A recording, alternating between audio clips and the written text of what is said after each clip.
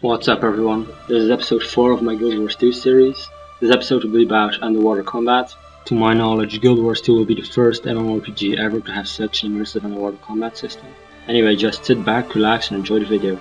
Also, please don't forget to rate the video, comment the video and subscribe for more videos like these in the future. Thanks. This is underwater combat in Guild Wars 2.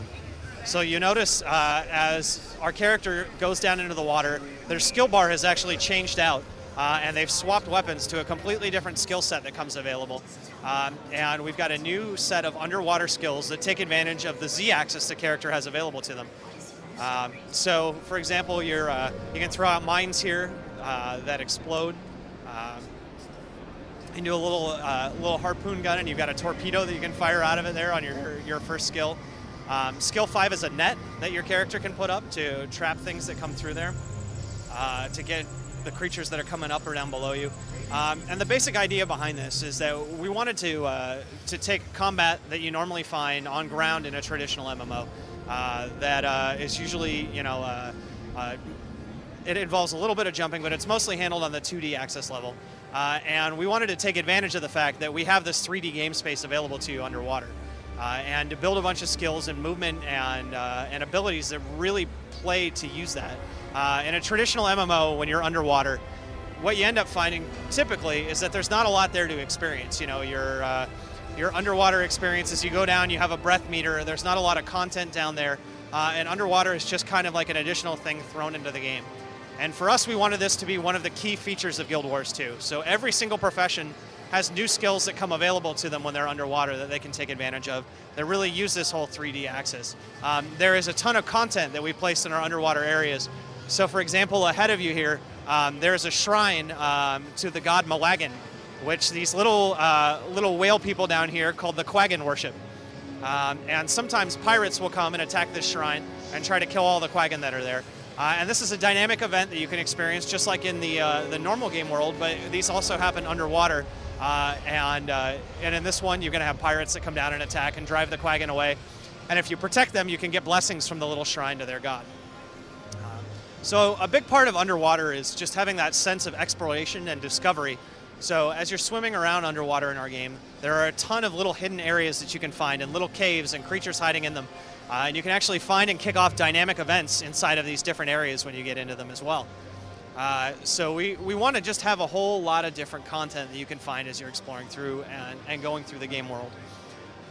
So one other interesting thing about combat underwater is above ground, if you tap the movement skills one direction rapidly, you're going to dodge out of the way of stuff. Now underwater you can do the same thing, but you rapidly swim out of the way to dodge out of the way of attacks. So for example, you can see our character here is rapidly dodging to avoid the fish and then has got it caught in the net and has been blasting away at it from a distance here.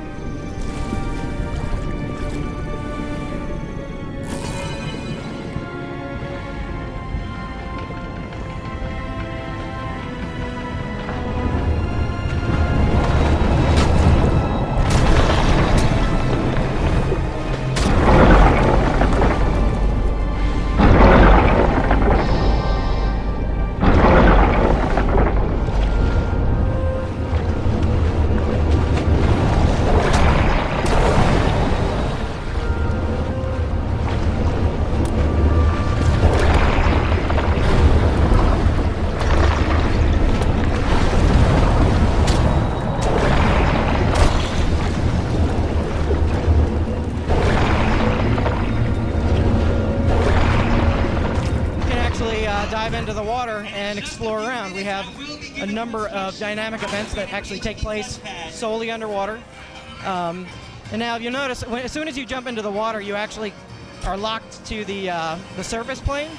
So you can actually just swim around on the surface and explore. You don't have any weapon skills available to you because you're not in a position to fight. So if you want to engage in combat, you either have to get onto land or dive underneath just by looking down and swimming. So now, as you can see, the skill bar has been replaced with a number of underwater combat skills that are tied to the weapon which we have equipped, which right here is a spear gun. There are a number of different underwater weapons that have their own skills. And oh, looks like I'm getting Bit by a shark. Okay. When you go into a down state underwater, instead of just simply laying on the ground, you actually go into something that's, you know, like a drowned state, and you have a limited amount of time to get to safety. You can swim to the surface and regenerate your health and escape by swimming away. And one of our newer races are the Quaggins. They're actually amphibious, so they can go underwater and above. I'm John Peters. I'm one of the game designers on Guild Wars 2, and this is a little bit of an underwater combat demo. One of the first things you'll see is we have this surface swimming mode, so I can just kind of swim along on the surface, you know, minding my own business. When you're ready to go underwater, you kind of just turn, and when you reach a threshold, you just kind of submerge underwater. And you can see right here my skills on my skill bar have changed over. I've got a new weapon. This is a spear that's on my back. I can pull that out, and conveniently I'm being attacked by a drake. So you can see my skills are very different underwater. I have one of the underwater weapons is a spear. That's one of the ones that the necromancer can use. You can use it to stab this drake. He's got a couple of different skills. One where you can kind of spin around and do a big AoE attack. A big life-stealing buff that I can put on me, and then some different kind of stabs and throws. This is a way I can like pull a guy to me and cripple him. I've actually now been attacked by a number of drakes, so I'm gonna concentrate on fighting them for a second here. One thing that's nice about the underwater combat as well is that the creatures are different. So if I pulled these drakes out of the water, they'd be breathing fire at me, but of course you can't breathe fire underwater. So what we do is we create a scenario where underwater the creatures have very different skills. You'll see these drakes doing different swimming around and doing different kinds of attacks than you'd see them doing on land. One of the big drake attacks underwater is a big swooping spin attack that I'm about to trigger from this brood mother. I'm actually fighting a big drake boss right here. So there she goes. She's swimming off, and then she comes back, whips her tail, and you can see she stuns me. I'm low on health, so I'm going to use my healing skill. So I can now switch over to my other weapon set. This is our castery weapon set called the Trident. So under here I've got skills that, you know, create a bleeding area. I can steal life from them. I can entomb them and make them sink to the ground, so I cast this spell. So this takes a lot of advantage of our 3D stuff. We have skills that can sink the player as well as bring them back up. So those are called floating and sinking, and they kind of take the place of some of the things we do on land.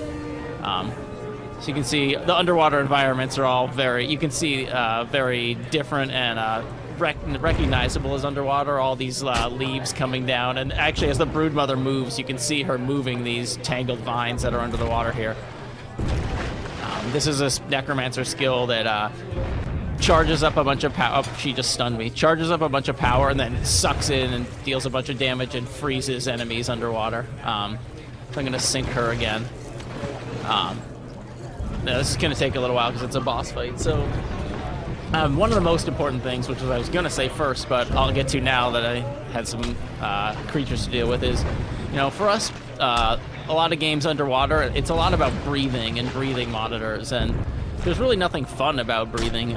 It's mostly just a tedious thing that you have to pay attention to. And so what we've done is we've kind of removed that. I'm going to pull up my hero panel. I'll try and escape this broodmother so we don't fight her the whole time. In my hero panel, you can see there's a underwater equipment piece called your aqua breather. It's your underwater breathing apparatus. So I'll pop out of the water for a second to get away from her. Oh, so yeah, see, she came up on land here, and you can see she's breathing fire, and it's like the battle has completely changed. So, so the underwater breathing apparatus allows you to breathe anytime you're underwater. So you just go under. You don't have to worry about dealing with different attacks. You don't have to worry about what's going on with whether or not you have enough breath to survive underwater. So I can just pop back under. Don't have to worry about my breath at all. So of course, when you're fighting a big creature like this, on land we have what we call the downed state, which is when you run out of life, your character is lying on the ground and can kind of fight to survive and come back. If you kill something, it'll get back. We didn't really think that it made sense to be lying on the ground underwater. So kind of what we did is that when your health hits 0, you go into what we call a drowning state. They knock your breathing apparatus off, and you are slowly losing life as you have a little time to either kill something to come back by having an ally come to you and res you, or as I'm going to show you right now, because they're about to hit my health low enough. What you can do is you can actually, in the underwater, res yourself by, it says swim to the surface. So I can make my way up to the surface, and it may be difficult with creatures hitting me, but yeah, you can see I can swim to the surface, and because I was just drowning, that it lets me to catch my breath up here and, you know, then dive back down and continue fighting. So underwater is a little more forgiving in that way too. Obviously there's a lot of things you have to deal with the Z-axis, but it kind of lets us, you know, allow players to just kind of get down here and enjoy the content that we've built down there. There's a lot of underwater content in the game, especially because of the depth. It takes up a lot of space just because it's a 3D environment, and so there are places where you can literally swim down for 45 seconds, a minute, down into these deep, deep trenches in the water, and there's events going on down there, and vendors, and, you know, whole cities of different races that live under the water. So the Necromancer has his special Death Shroud ability. He also has this ability underwater, and he can use it to do this, to kind of perform as kind of a secondary health bar to make him more durable, as well as just give him access to some different skills. So he kind of gets a lot of the mechanics that the professions have, they share in their underwater counterparts, so that you kind of don't have to relearn the profession. We didn't want it to feel like it was a completely different game, but at the same time we want you to feel like, you know, there's a reason to be underwater and there's something different about it. There's actually, if you get a close-up of the face, you can see her breathing apparatus with the bubbles coming off, and it's pretty cool. So this is the casting weapon Trident. There are 3 underwater weapons. The other one is a harpoon gun. Necromancers cannot use that weapon, however, so they go between tridents and spears. The utility skills as well, some of them work underwater, some of them do not, and it kind of just depends on what you have. So if I go back up to the land just really quickly, you'll see on land I have these utility skills set up, and I've got a Bone Fiend and Plague Signet. But what we do is underwater, when you dive, we let you kind of set your skill bar differently. So this skill I wanted to keep, but underwater I wanted to use this other utility skill, Blood is Power, if I want to, which, you know, it lets me change this skill, but without conflicting with the choices that I've made on land. So, all right, so I'll just kind of swim around. This is a big giant fish, one of the cooler looking creatures under here. These guys are neutral, so they won't attack you unless you attack them. I particularly love their eyes. So.